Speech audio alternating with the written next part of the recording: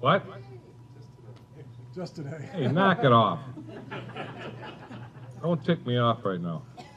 Hey, who did I know Larson, I asked him to talk. You're going to wait. Who else did I ask to say something? Well, you must. Anybody? Willie? No, you got nothing to say. Oh, hey, you want to listen to Willie for a minute? Oh, yeah. And then,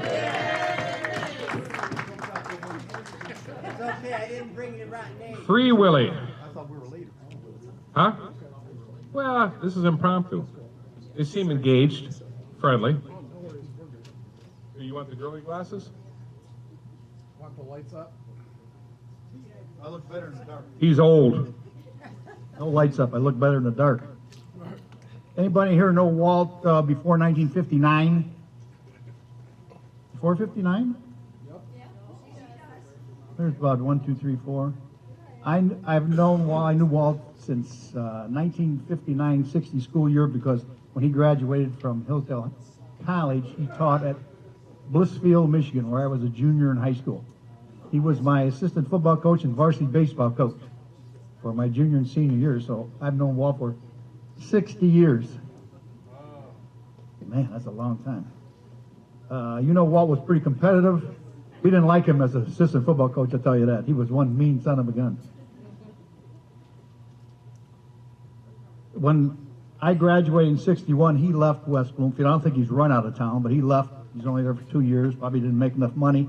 And I kind of lost track of Walt. Went to Adrian College, graduated in 65. My wife and I both interviewed with Dr. Leif Haugen in 1965 at West Bloomfield. I walked into the administration office, which was at that time in the back of Abbott. I asked the secretary, he said, Walt Poe teach you? Yeah. So Sal and I got interviewed. We both got hired, and Walt and I wound up teaching together for over 30 years. So I've known him for a long, long time. Back in Blissfield, Walt's pride and joy was his 1960 aqua blue Chevy convertible. Brand new. Oh, he loved that thing. He'd only let one person wash it. Me. How much you get paid? I got paid $2. Plus the privilege of going to where he stayed, got the car, took it to where I washed it. He let me, drive it back and forth. Here, Bill, I forgot, here, shoe polish, do the tires.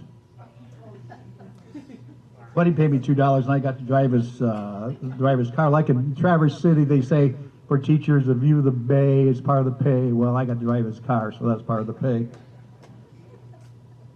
Walt over had many girlfriends, one of whom came to Blissfield for a weekend. My folks owned a palatial estate, a 2-bedroom, 1-bath ranch house. Walt owned a house in Blissfield when he was there? No. Walt rented a house in Blissfield when he was there? No. Walt rented a room from an old lady in Blissfield? Yes. 1960, no woman from wherever she was comes and stays with Walt at their house. No, at the house, no. So my dad volunteers, whose bedroom? Mine. So this lady, this gal, stays at my bedroom. I was forced to go stay at my girlfriend's house.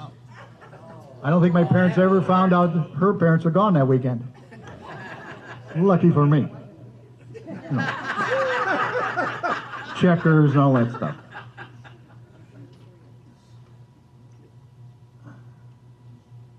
While teaching at Abbott, the high school was at Abbott at the time. We had study halls at the time. Walt was a supervisor of study hall. He comes in, sits down on a tack. That wouldn't have gone over very well with Walter.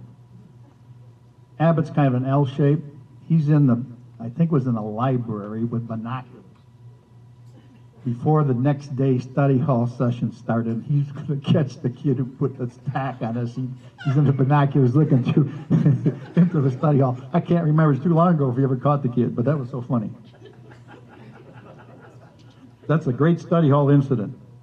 We had some great student-faculty basketball games. As I said, Walt was a hell of a competitor. One game got so rough, 2 minutes left in the game, ref blows his whistle, takes the ball, walks off the court, game's over. We were playing it was either the faculty against the Lions or the faculty against the Minnesota Vikings. Walt's brother, Art, was shooting a free throw. I don't know, Al, you were around at the time or not? Before your time.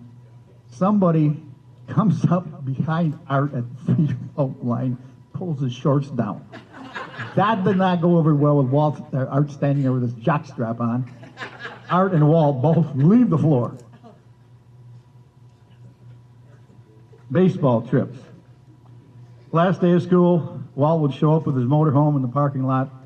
After we waited for Dick and to check out, we all got on, 8 of us on the motorhome, and off we go to Pittsburgh or Cincinnati or Cleveland or Toronto or Milwaukee. Walt would always provide, how can I say this, adult videos or adult magazines to look at as we're waiting our turn to play euchre.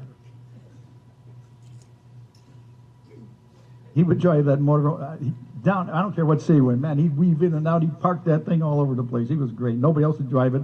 Carl had maybe you can tell him about you had a pantyhose came in to fix some belt that broke. Why Carl was wearing the pantyhose that year, I don't know. I was cold on the way home, too. We go to a baseball game usually at night, and then we go to a bar, and then we go out to eat. I'll never forget this. I'm walking out of this restaurant. I walk by Joe Lupi. Joe Lupi has a plate on a table just swimming in syrup and butter. I said, Joe, I got $5 and you can't drink that. Lupi goes. Drinks that. Like, I don't know. I gave him the $5. I don't know if he threw up half an hour later or not. Should we have Joe stand up? We have the Big Bird incident. I think it was in Chicago, Al. We're walking. I don't know where we're walking to. Bird flies over. Boom. Was that on your head or shoulder? It was on my shoulder. It was on his shoulder. The bird deposit. We have lots of things happen on these trips. When we go to Cincinnati, we'd wind up in Covington, Kentucky somehow. The great mechanical bull ride. Al didn't seem to get thrown off. Newt, where are you, Newt? Newt got thrown off and wound up in emergency, was it? He only lasted 30 seconds. We had great trips. Great. You lasted longer than Al, but got thrown off. Yeah. Walt had a famous quote. I got to make sure I say this right. He'd stand there like, always one arm folded under with a cigarette in his hand. Bill, I taught you everything I know. Just remember, I never taught you everything I know. I live to remember that. Walter, you're a true friend to all of us. May you rest in peace. Thank you.